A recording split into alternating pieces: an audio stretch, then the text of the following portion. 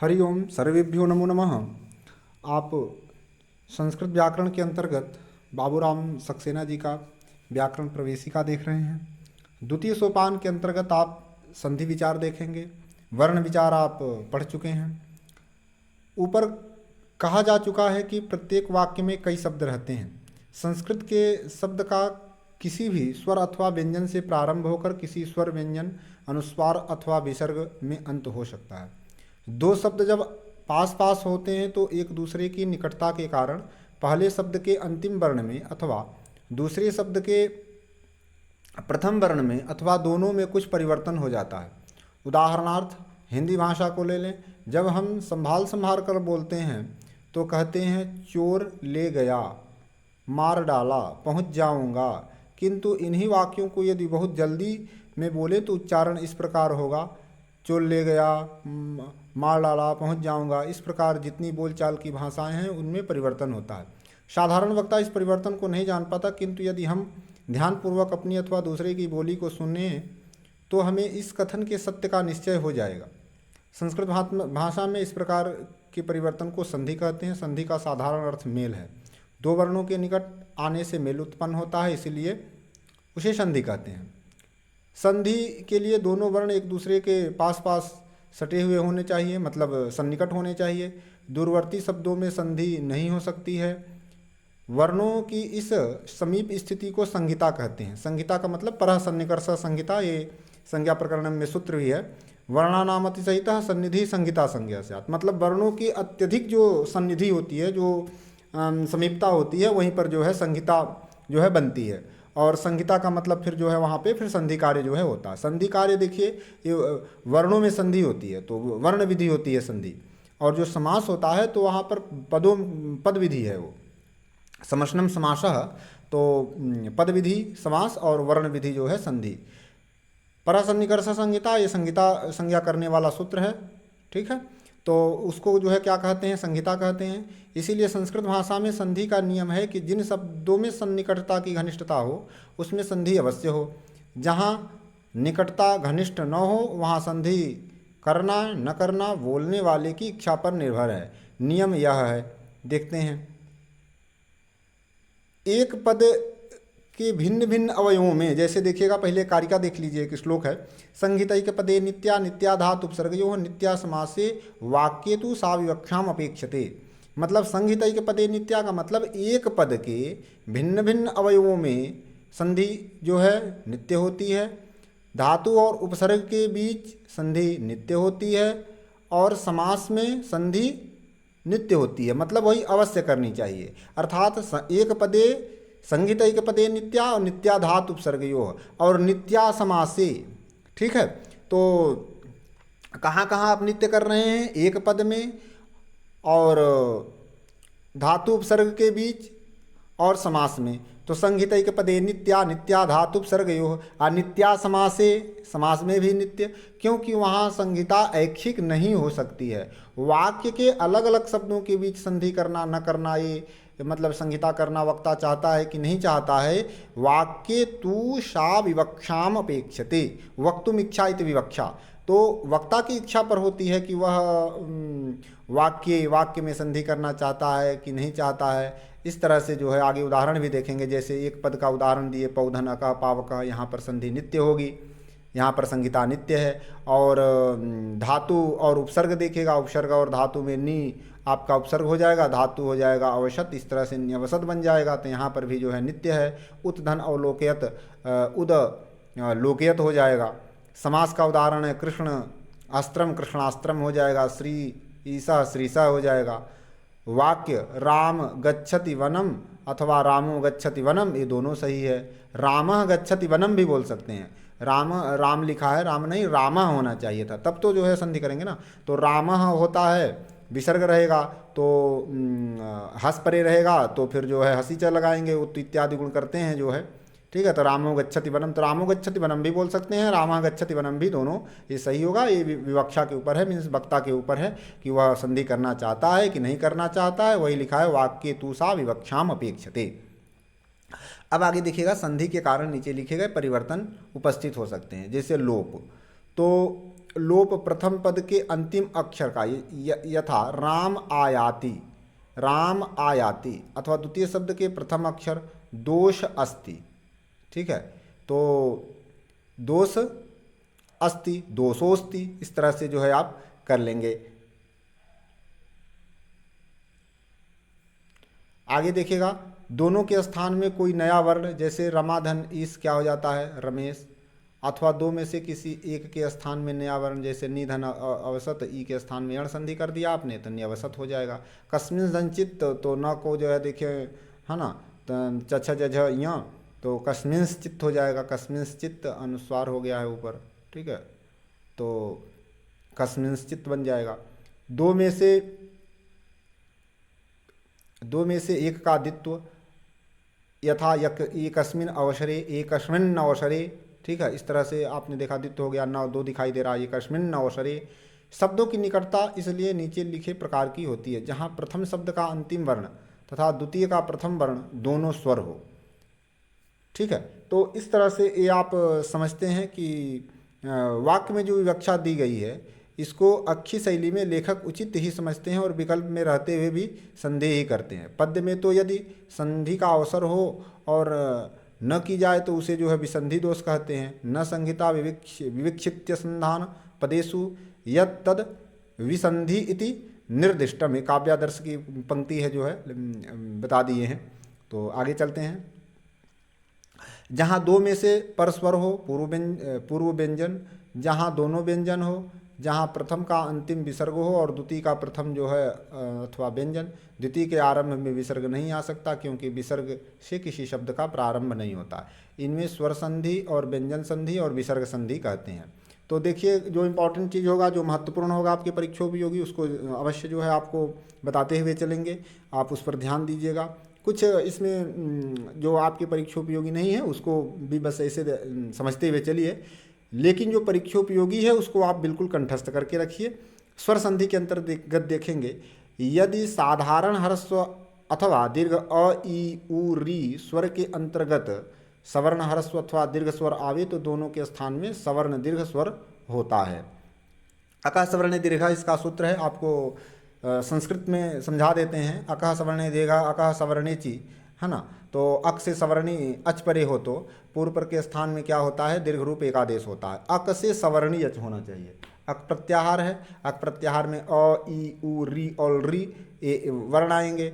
इनके बाद तो अकः, हाँ, सवर्णी दीर्घ, अक से सवर्णी दीर्घ हो, सवर्णी अच हो तो दीर्घ हो जाता है, दोनों के स्थान में एक आदेश हो जाता है। जैसे उदाहरण देख लीजिएगा, दैत्य धन अरि है तो दैत्य में य में आकार है, इधर अरि का आकार है, दोनों मिलकर के दीर्घ हो गया, सवर्ण दीर्घ इसको बोलते हैं। तो अक से परे सवर्णी अच है, अक से परे सवर्णी अच होना चाहिए तो दीर्घ हो जाएगा दैत्यारी। इसी तरह से जो है देखिएगा, तवधन अकार है तवाकार हो जाएगा, यदा धन भवत है यदा भवत हो जाएगा, विद्याधन आतुर है विद्यातुर हो जाएगा, इति धन इव है, ई है इधर अक प्रत्याहार में आ जाएगा। उसके बाद सवर्णी अच ई हरस्वीकार है बाद में तो इतीव हो जाएगा। अपिधन इक्षते हो जाएगा, अपिक्षते उसी तरह से कर लेंगे। हरस्व और दीर्घ मिल करके भी दीर्घ ही होगा, इसी तरह से दीर्घ और दीर्घ मिल करके दीर्घ ही होगा।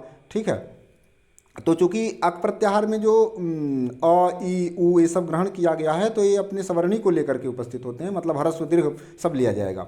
तो यहाँ पर देखिएगा, श्रीसा में जो दीर्घ इकार है और ईसा में भी दीर्घ इकार है, श्रीसा बन जाएगा। रागी धन ई रागी हो जाएगा, विष्णु धन उदय विष्णुदय हो जाएगा, साधु धन ऊचू साधु ऊचू हो जाएगा, दीर्घ संधि हो जाएगा। चमु धन ऊर्जा चमुर्जा में भी दीर्घ संधि, बधु धन ऊपरी बधु ऊपरी दीर्घ संधि, क्रीधन ऋकारः क्रीकारः। तो क्रीकारः में कैसे करेंगे, मतलब दो बार नीचे घुमा देंगे तो दीर्घ हो जाता है, एक बार घुमाएंगे नीचे तो ह्रस्व हो जाएगा। ठीक है, तो क्रीधन ऋकारः क्रीकारः, होत्रीधन ऋकारः होत्रीकारः। आगे कह रहे हैं कि यदि री या री के बाद ह्रस्व री या लरी आवे तो दोनों के स्थान में ह्रस्व री या लरी भी स्वेच्छा से करते हैं, जैसे होत्रीधन ऋकार हो और होत्रीकार या होत्रीकार। तो विकल्प से जो है बताए, जैसे कि एक नियम है, ऋति सवर्णे रीवा लृति सवर्णे रीवा, इस सिद्धांत कौमुदी में आपको जो है मिल जाएगा, वही है। री या लरी के बाद री अथवा लरी आवे तो दोनों के स्थान में ह्रस्व री या लृ भी स्वेच्छा से करते हैं। तो यही इसमें काम करता है, वार्तिक सूत्र है ऋति सवर्णे रीवा तथा लृति सवर्णे लरीवा। तो होत्रिकारः और होत्रिकारः, ठीक है, या अथवा होत्री रिकारः। तो यहाँ पर देखिए छूटा हुआ है, तो छूटा हुआ है, ठीक है, तीसरे वाले में, तो आप इसको ठीक कर लीजिएगा, होत्री रिकारः इस तरह से। तो होत धन लिकारः, होत धन लिकारः अथवा होत्री धन लिकारः, इसमें री छूटा हुआ है, होत्री और होत्री, होत्री धन लिकारः, होत्री धन लिकारः अथवा होत्री लिकारः, ठीक है। तो इसको भी थोड़ा सा अशुद्ध है, तो इसको ठीक कर लीजिएगा। आगे देखिए, अकः सवर्णे दीर्घा आपने पढ़ लिया, रीति सवर्णे रीवा और लृति सवर्णे लरीवा आपने पढ़ लिया। होत्री रिकार यह रूप तो ऋत्यकः सूत्र से प्रकृति भाव होने से बना है। अंतिम वाला जो ये ऊपर लिखा हुआ था तीसरे नंबर में, उसी के लिए विषय में बताए। देखिए यहाँ पर होत्री रिकार लिखा है, वहाँ पर त में जो री है वो छोड़ दिया गया है, तो त्री जो है यहाँ पर हाँ मुद्रण दोष है, तो इसको आप, मुद्रण दोष उसमें बहुत मिलेगा, तो इसको आप ध्यान देते जाइएगा, जहाँ जहाँ बताएंगे शुद्ध करते जाइएगा, कॉपी पेन लेकर के बैठिएगा अच्छे से। संधि विचार देखिए, यदि अ या आ के बाद ह्रस्व ई या दीर्घ ई आवे तो दोनों के स्थान में ए हो जाता है। यदि ह्रस्व उ या दीर्घ उ आवे तो दोनों के स्थान में ओ हो जाता है। यदि ह्रस्व री या दीर्घ री आवे तो दोनों के स्थान में अर हो जाता है। यदि री आवे तो दोनों के स्थान में जो है अल हो जाता है, ठीक है। तो इस संधि का नाम जो है क्या है, गुण संधि है। इसका सूत्र आपको बताएंगे, आद गुणः अत एंग च गुण संज्ञा स्यात्। इसके ऊपर एक सूत्र है अदेंग गुणः, जो कि यहाँ पर नहीं दिया गया है, लेकिन उसको आप जाने रहेंगे। अत एंग च गुण संज्ञा स्यात् अदेंग गुणः और आद गुणः, दोनों में विद्यार्थी भ्रमित हो जाते हैं। तो अदेंग गुणः जो सूत्र है वह संज्ञा सूत्र है। अत का मतलब होता है ह्रस्वकार और इंग का मतलब होता है इंग प्रत्याहार ए और ओ। तो अ ए और ओ की जो है गुण संज्ञा होती है। यह आद गुणः जो सूत्र है, अवर्णाद इच परे, हाँ पूर्व और पर के स्थान में अवर्ण से यदि अच परे हो तो पूर्व और पर के स्थान में क्या होता है, गुण एकादेश होता है। अवर्णाद अचि, अवर्णाद इचि परे रहते पूर्व पर के स्थान में अवर्णाद इचि, है ना, इच प्रत्याहार के पर रहते तो अवर्ण से रहेगा, तो पूर्व पर के स्थान में गुण एकादेश आप जो है कर देंगे, ठीक है। आइए उदाहरण देख लेते हैं। उपधन इंद्र रहेगा, उपेंद्र बन जाएगा। गणधन ईसा है, गणेशा बन जाएगा। रमाधन ईसा है, रमेशा बन जाएगा। क्या हो रहा है, आ और ई इनके स्थान में ए हो रहा है, तो उपेंद्र, गणेश, रमेश, गंगेश, गंगाधन ईश्वर रहेगा, गंगेश्वर। हाँ, तो इस तरह से इतनी जो है चीज़ें आप ध्यान रखेंगे। उसके बाद जो है वृक्षधन जो है ऊपरी है, क्या बन जाएगा, वृक्षोपरि बन जाएगा। गगनधन ऊर्ध्वम है, क्या बन जाएगा, गगन ऊर्ध्वम बन जाएगा। गंगाधन उदक है, गंगोदकम बन जाएगा। मायाधन ऊर्जस्वी, हाँ मायाधन वहाँ ऊर्जस्वी तो मायोर्जस्वी बन जाएगा, उयस्वी, ठीक है। इसके बाद देखिएगा कृष्णधन रिद्धि, पूर्व और पर, पूर्व का अंतिम और पर का आदि, यही जो है संधि में इसी पर विशेष ध्यान रखना होता है। चाहे जितने लंबे लंबे पद हो, ठीक है, उसका पूर्व में जो रहे उसका अंतिम और पर का जो है आदि, इन्हीं दो वर्णों में आप जो है संधि कार्य करते हैं। देखिएगा कृष्णधन रिद्धि है तो इसमें अर हो जाएगा, कृष्णर्धि बन जाएगा। ग्रीष्मधन ऋतु है, ग्रीष्म ऋतु बन जाएगा। महाधन ऋषि महर्षि हो जाएगा, महाधन रिद्धि महर्धि हो जाएगा। तो धन ऋकार, तो अवर्ण के बाद यदि री रहेगा तो अल होता है, और अवर्ण के बाद यदि री रहेगा तो क्या हो जाएगा, वहाँ पे अर हो जाएगा। तो इन चीज़ों को जो है आप समझे रहेंगे तो दिक्कत नहीं होगी। सामान्य सी जो है बात थी इसमें कृष्ण वृद्धि में और जो है तवलकार में अर और अल जो है आप जाने रहेंगे। उरण रप्रह की सहायता से यहाँ पर होता है, तो उरण रप्रह के उस सूत्र में जो है यह उदाहरण दिया गया है, लोक सिद्धांत कौमुदी में आप पढ़ेंगे तो वहाँ पर मिल जाएगा। और आपको जो है बता रहे थे कि अवर्ण से ये जो सूत्र आपने पढ़ा था, गुणात अवर्णात अचि परे रहते, अवर्ण शब्द रहेगा और अवर्णात है उसकी वृत्ति में लिखा हुआ है। पंचमी का जो है एक वचन रहेगा, जैसे आद गुणः, आद गुणः में पंचम्यंत पद है आद, और गुणः जो है प्रथमांत पद है। अचि जो है सप्तमी का रूप है, तो अवर्णात अचि, तो द को हलंत करेंगे, अ को बाहर करेंगे। अचि सप्तमी के एक वचन का रूप है, तो अवर्ण से अच परे हो तो पूर्व पर योह, पूर्व और पर के स्थान में गुण एकादेश होता है। तो आप इस तरह से इसको याद कर लीजिएगा। आगे आइए देखते हैं, कुछ ऐसे स्थल हैं जहाँ पर यह नियम नहीं लगता है, वे नीचे दिखाए जाते हैं। जैसे अक्षधन ऊहिनी अक्षौहिणी बन जाता है। इसमें कौन सा सूत्र लगता है? अक्षादुहिन्नाम उपसंख्यानम। अक्ष शब्द से ऊहिनी शब्द परे हो तो पूर्व पर के स्थान में गुण एक आदेश होता है, इसका अर्थ हो जाएगा। यहाँ पर न के स्थान में ड़ कैसे होगा तो आगे बताया जाएगा। एक पूर्व पदार्थ संज्ञा या मगह सूत्र है, उसी से ड़त्व होता है, आगे उसका विधान आएगा तो देखेंगे। यहाँ गुण स्वर ओ न होकर के वृद्धि स्वर जो है हुआ जो है, तो इसका अपवाद कर दिया कि अक्ष शब्द से ऊहिनी शब्द परे हो तो पूर्व पर के स्थान में वृद्धि रूप एक आदेश होता है, तो अक्षौहिणी बन जाएगा। एक सूत्र और आएगा स्वादि रे ऋणो, ये परीक्षा में पूछा जाता है, बहुत इंपॉर्टेंट है, ध्यान दीजिएगा ये सब। स्वादि रे ऋणो सूत्र का जो है जो वार्तिक है, इसका अर्थ है कि स्व शब्द के बाद इर और ईरिन आवे तो स्व के आकार और इर के ई के स्थान में आई हो जाता है, मतलब वृद्धि हो जाती है। ठीक है, तो क्या बन जाएगा? स्वैरह बन जाएगा, स्वैर। और इसी तरह से ईरिन आएगा तो स्वैरिणी बन जाएगा। तो स्वैरा का मतलब हो जाएगा स्वेच्छाचारी, और स्वैरिणी का मतलब वही स्त्री विशेष के लिए स्वैरिणी। ठीक है, और स्वैरम भी होता है और स्वैरी भी हो जाएगा। तो जिसका स्वेच्छा अनुसार आचरण करने का स्वभाव है वह स्वैरी हो जाएगा। तो इर और इन दोनों बताया गया था। आगे बढ़ते हैं। इसमें जो सूत्र लगता है स्वादि रे ऋणोह से वृद्धि होती है। अक्षादुहिन्नाम उपसंख्यानम, इस वार्तिक से अक्षौहिणी में वृद्धि। प्रादुहोढो ढय शय शेषु, ये भी सूत्र है। और इसका है कि प्र शब्द के बाद ऊह ऊढ़ी एस ऐसे आवे तो दोनों के स्थान पर संध्य अक्षर गुण स्वर न होकर के वृद्धि स्वर होता है, मतलब इससे भी वृद्धि होती है, गुण का जो है अपवाद कर देगा, तो इससे आप वृद्धि कर लेंगे। आगे बढ़ जाइएगा, उदाहरण देख लीजिएगा। प्रधन ऊह प्रौढ़ बनता है, प्रधन ऊढ़ प्रौढ़ बन जाएगा, प्रधन ऊढ़ी प्रौढ़ी बन जाएगा, प्रधन एस प्रैसा बन जाएगा, प्रधन ऐस्य प्रैस्या बन जाएगा। तो इसके उदाहरण है, परीक्षा में पूछे जाते हैं किस सूत्र से हुआ है, क्या हुआ है, गुण हुआ है, वृद्धि हुआ है, तो यहाँ पर आप लिखेंगे वृद्धि हुआ है। आगे बढ़िए। इसके इनमें जो है प्रथम 3 उदाहरण आद गुणा सूत्र और अंतिम 2 उदाहरण एंगी पर रूपम के अपवाद हैं। अंतिम 2 उदाहरण का मतलब कि जैसे प्रधन ऐसा है तो यहाँ पर एंगी पर रूपम लग के पर रूप हो सकता था, लेकिन वह उसका अपवाद कर देगा अथवा उसको रोक देगा। आगे बढ़िए। यदि अकारांत उपसर्ग के बाद ऐसी धातु आवे जिसके आदि में ह्रस्व हो, जिसके आदि में ह्रस्व री हो, तो अ और री के स्थान में आर वृद्धि हो जाता है। देखते हैं उदाहरण से, देखिएगा। तो यहाँ पर जो सूत्र काम करता है वह उपसर्गादृत धातु है, इसको समझा देते हैं। उपसर्गादृत धातु को अवर्णांताद उपसर्गाद ऋकारादौ धातु परे, है ना, मतलब अवर्णांत उपसर्ग से यदि ऋकार आदि धातु परे हो, अवर्णांत उपसर्ग होना चाहिए। जैसे प्र है तो प्र क्या है? अवर्णांत उपसर्ग है। उप क्या है? अवर्ण अंत में है, ऐसा उपसर्ग है ये।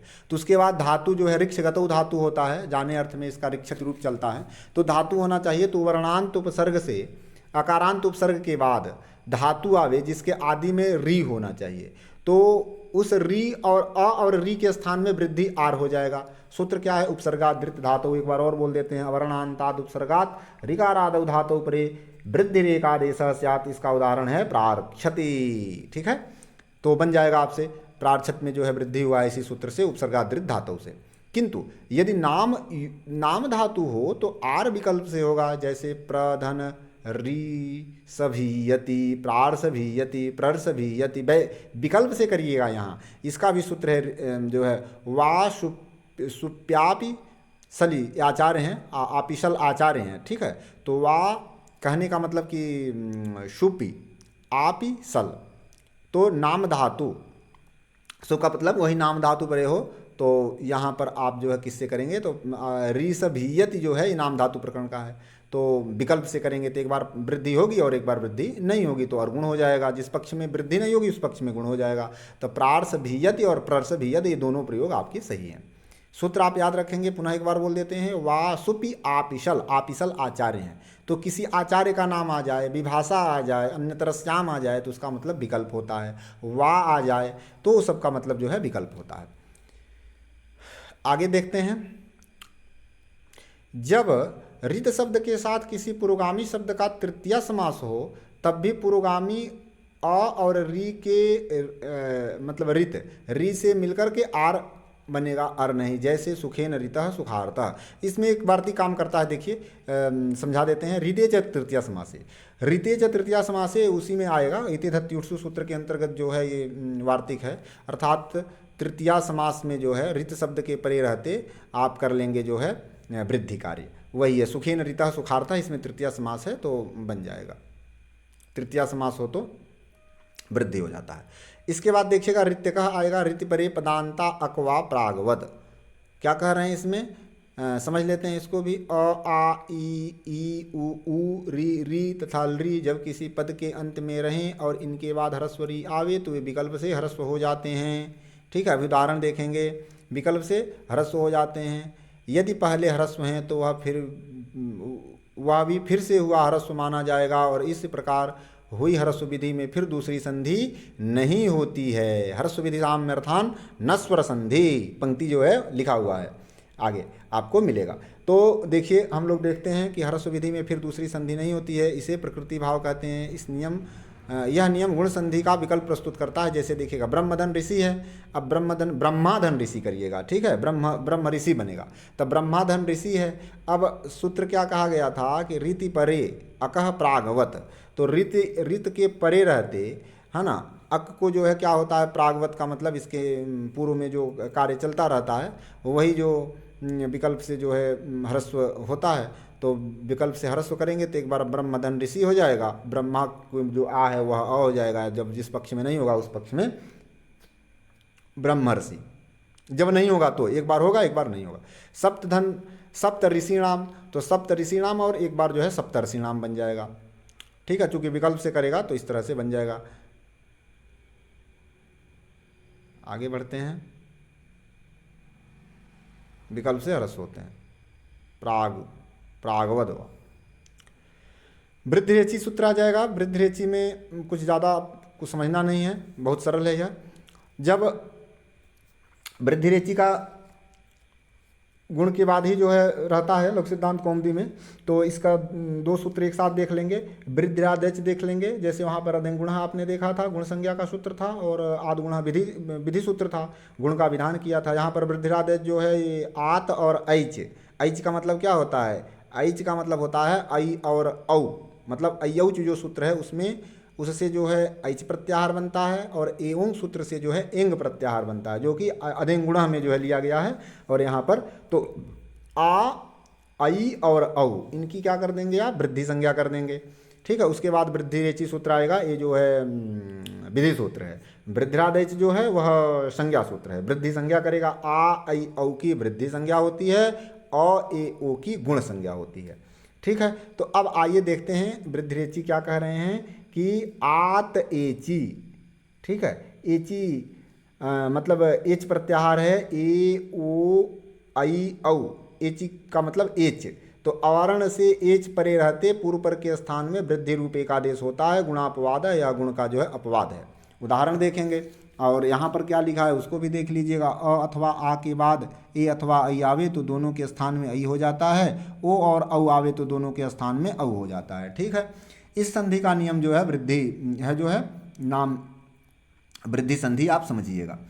कृष्णधन एकत्वम है, कृष्णण में आ है, एकत्वम का ए है, तो एच प्रत्याहार में आ जाएगा, तो बन जाएगा दोनों के स्थान में अ और ए के स्थान में ऐ हो जाएगा, कृष्ण एकत्वम। इसी तरह से गंगाधन ऐसा है, ठीक है, तो गंग ऐसा हो जाएगा। जलधन ओघा है, तो अ और ओ के स्थान में औ हो जाएगा, जलौघा हो जाएगा। गंगाधन ओघा है, आ और ओ के स्थान में गंगौघा बन जाएगा। कुछ नियमातिरेक बता रहे हैं, तो नियमातिरेक के अंतर्गत आप देखेंगे, यदि अकारांत उपसर्ग के बाद ऐकारिक या औकारिक धातु आवे तो दोनों के स्थान में ई आ ओ हो जाना मतलब हो जाता है। यथा प्रधन एजते, इसका सूत्र देख लीजिएगा, इसका सूत्र है एंगी पर रूपम, है ना। एंगी पर रूपम के अंतर्गत जो है आप देखेंगे ये सूत्र बहुत सरल है। आद उपसर्गाद एंगादौ धातौ परे, सूत्र अच्छे से समझिएगा। आद उपसर्गात एंगादौ धातौ परे पर रूपम एकादेश स्यात् प्रेजिते और उपोषित, इसके दो उदाहरण आपको मिलेंगे। क्या मतलब हुआ इसका कि अवर्णांत उपसर्ग से एंगादि धातु परे हो तो पर रूप करना है, पर रूप करना है। ठीक है, तो कैसे करेंगे, अवर्णांत उपसर्ग से एंगादि धातु देख लेते हैं। प्रधन एजते है, तो यहाँ पर एज्रि कंपने धातु होता है, एजते प्रकृष्टेण एजते, तो प्र उपसर्ग में जो है अवर्णांत उपसर्ग है, अब अंत में है, और प्रेजते है तो एज्रि कंपने है ना। एजते धातु भी है। इंग आदि धातु होना चाहिए। इंग प्रत्याहार का अक्षर, इंग मतलब ए ओ, उसका अक्षर आदि में हो, ऐसी धातु कौन है? एजते और ओसति। अवर्णांत उपसर्ग क्या है? प्र और उप, तो क्या हो जाएगा? पर रूप संधि का विधान करता है। ये तो पर में क्या है? ए है, तो जो प्र में जो अ है वह ए में जा कर के मिल जाएगा। ठीक है, जैसे दूध में पानी जा कर के मिल जाए, उसी के समान हो जाए। तो अ जो था वह ए में जाके मिल गया, उसी के समान हो गया, और फिर मिला करके लिख देंगे तो प्रेजते बन जाएगा। इसी तरह से उप प में जो अ है वह ओ में जा करके पर के समान हो जाएगा। पर में ओ है तो ओ के समान हो जाएगा। अ का स्वरूप चेंज होके ओ में मिल जाएगा। जिस तरह से जल का स्वरूप चेंज हो करके और दूध में यदि आप जल थोड़ा मिला देंगे तो वह दूध जैसा ही हो जाएगा, दूध ही हो जाएगा। उसी तरह से यहाँ पर उप प में अ है, प्र में अ है, वह प्र में जो अ है ए में जा करके पर के समान हो जाएगा, और उप प में जो अ है वह ओ में जाके उसी के समान हो जाएगा। प्रेजते और उपोसति, यह दो उदाहरण आपको यहाँ पर प्राप्त होगा। आगे देखते हैं। बता रहे हैं कि किंतु यदि वह धातु नाम धातु हो तो विकल्प से वृद्धि होती है। जैसे उपधन एड कीयति, हाँ विकल्प से करिएगा तो उपेड कीयत एक बार बन जाएगा, एक बार जो है उपैड कीयत बन जाएगा। तो दोनों आपको मिलेगा। पहला जो है, एक तो पहले तो क्या हो जाएगी यहाँ पे पररूप करेंगे, है ना, तो उपेड कीयति। यहाँ पर बहुत लोग जो है भ्रम में आ जाते हैं कि कहीं उपेड कीयत गुण संधि तो नहीं है। गुण संधि नहीं होती है। इसी तरह से आप प्रेजित को भी देख करके ना गुण संधि नहीं आप करेंगे। ध्यान दीजिएगा इन चीज़ को। विद्यार्थी परीक्षा में जैसे पूछ देने से वो दिक्कत में आ जाते हैं। लेकिन आपको यहाँ ध्यान देखना है कि एजादि जो धातु, ये जो बोला गया है इंगादि धातु, है ना, जैसे एज प्रत्याहार है एजादि में है, तो इंगादि धातु आप ध्यान रखेंगे इंग पर रूपम के अंतर्गत। तो उपेडिकीयत, ये नाम धातु का जो उदाहरण यहाँ पर दिया गया है, नाम धातु के आगे रहने पर इस प्रकार की विकल्पता का कारण यंग पर रूपम में वा शुपि आपि शल्य में वासुपि की अनुवृत्ति आती है। ठीक है, तो आप वासुपि का मतलब विकल्प से होगा, सुपि का मतलब वही नाम धातु के परे रहते। तो उपेडिकीयति, उपाइडिकीयति एक बार वृद्धि हो जाएगी और एक बार जो है क्या हो जाएगा? पर रूप संधि हो जाएगी। प्रधन ओधीयति, तो प्रोधीयति एक बार पर रूप और एक बार प्रौधीयति, तो इस बार ये वृद्धि हो गई। एवे चानी होगी, ये सूत्र है, वार्तिक है। क्या कहते हैं? एव के साथ भी जब अनिश्चय का बोध हो तब पूर्वगामी आकारांत शब्द का अ एवं ए मिलकर के ए ही रह जाएंगे। जैसे क्व एव भोक्ष्यसे, क्वेव भोक्ष्यसे, कहीं भी खा लोगे। अब अनिश्चय नहीं रहेगा तब ऐ ही होगा। यथा तथैव, यथा तवैव बोल दीजिए, तव धन एव रहेगा, तवैव हो जाएगा, वृद्धि हो जाएगी, है ना। और क्व एव भोक्ष्यसे, तो यहाँ देखिएगा व में जो अ है और आगे एव है, तो इसी सूत्र से एवे चा नियोगे वार्तिक से जो है यहाँ पर क्वेव बन जाएगा। ठीक है, तो इस सूत्र का उदाहरण जो है ध्यान रखिएगा, एवे चा नियोगे क्वेव, यही इसका उदाहरण जो है दिए। एव के साथ जब अनिश्चय का बोध हो तो क्या हो जाएगा? हाँ, इसी सूत्र से जो है हाँ करेंगे, प्ररूप हो जाएगा। और पूर्वगामी अकारांत शब्द का अ एवं एव का ए मिल करके ए ही रह जाएंगे। ठीक है, और जब अनिश्चय नहीं रहेगा तब फिर जैसे तव धन एव, तो यहाँ पर वृद्धि तवैव हो गया है। आगे देखिएगा, सकंधाधिश पर रूपम वाच्यम तच्चटे, सिद्धांत कौमुदी का है। तो देखिए, पहले तो अचोन्त्यादिति सूत्र है, इसको पहले समझना होगा, क्योंकि यहाँ पर यद्यप दिया नहीं है, देना चाहिए था। अचो अंत्यादिति हो सकता है आगे देंगे। तो अचो अंत्यादिति सूत्र क्या कहता है कि अचाम मध्य यो अंतः, अचो के मध्य में जो अंतिम अच, श आदि यस्य, वह आदि में है जिसके, तत् टी संज्ञम स्यात्, उसकी टी संज्ञा होगी। जब टी संज्ञा होगी भैया तब यह सकंध्वादिशु पर रूपम वाच्यम लगेगा। तो अब यहाँ पर टी को समझ लीजिएगा कि सक शब्द है। अंधु को मत देखिएगा, शक को देखिएगा केवल। तो शक में कहे कि टी संज्ञा किसकी होगी, तो अचो के मध्य में जो अंतिम अच, इसमें कितने अच हैं? दो अच हैं। एक तलब्धि सकार उत्तरवर्ती अकार है, एक समय है, एक कौमय है। दो अकार के मध्य में, मतलब कि अचाम मध्य, अचो के मध्य में यो अंत्य, जो अंतिम है। तो अंतिम वाला क्या है? ककार उत्तरवर्ती जो अकार है वह अंतिम अच है। यो अंत्य स आदि यस्य, वह किसके आदि में है?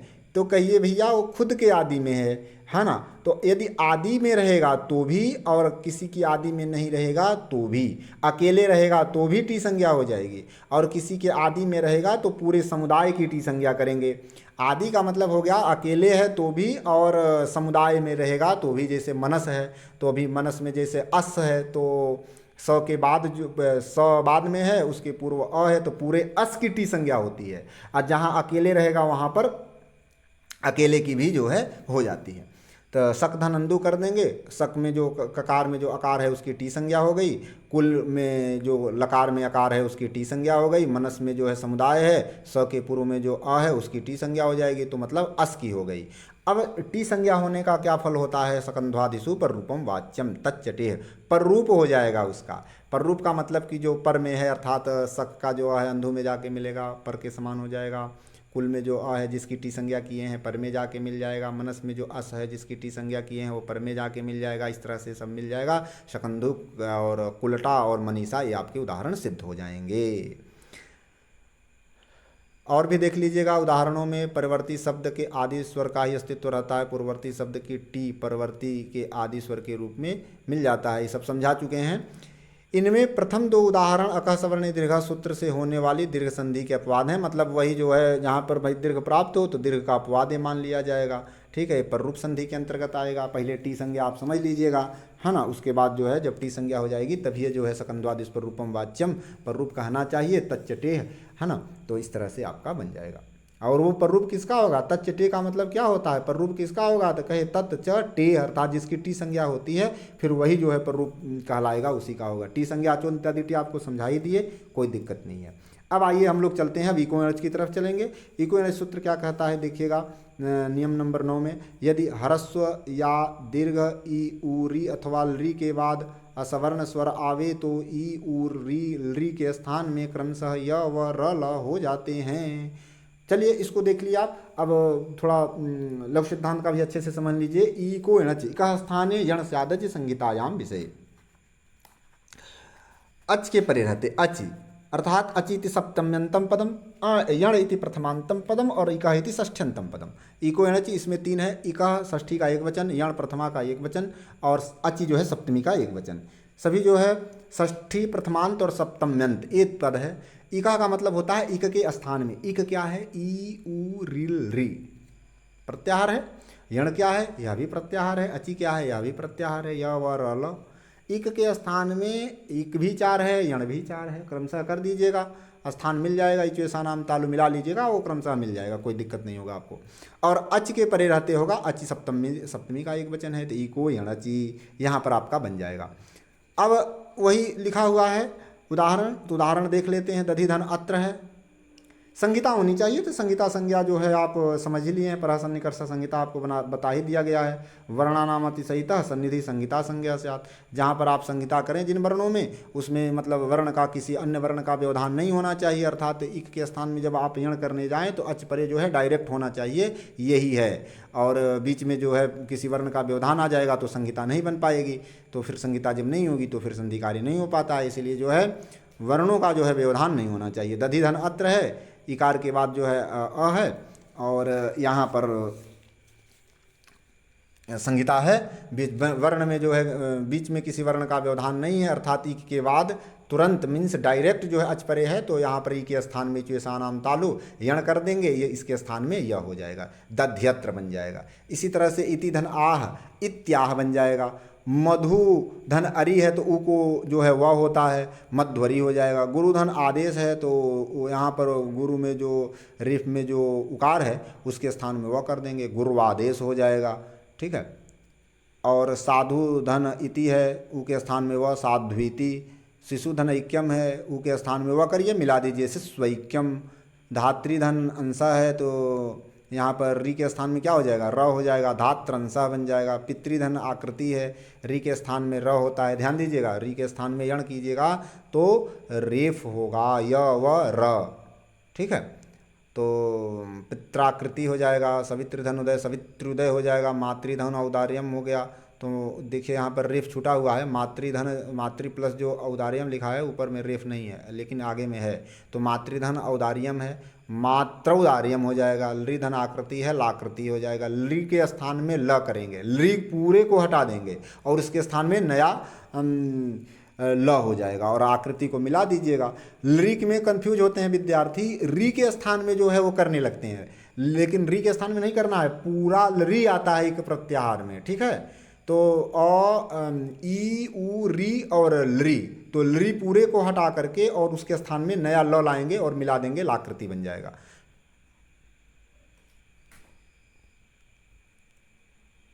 आगे अब आ जाएगा आपका एचो यवायावह। एचो यवायावह को हम लोग फिर अगले चरण में देखेंगे। आज बस अभी इतना ही आप पढ़िए, इको एनर्जी आपने पढ़ लिया है। अब आपको एचो यवायावह पुनः अगले क्रम में आपको पढ़ाएंगे। तब तक के लिए हरि ओम।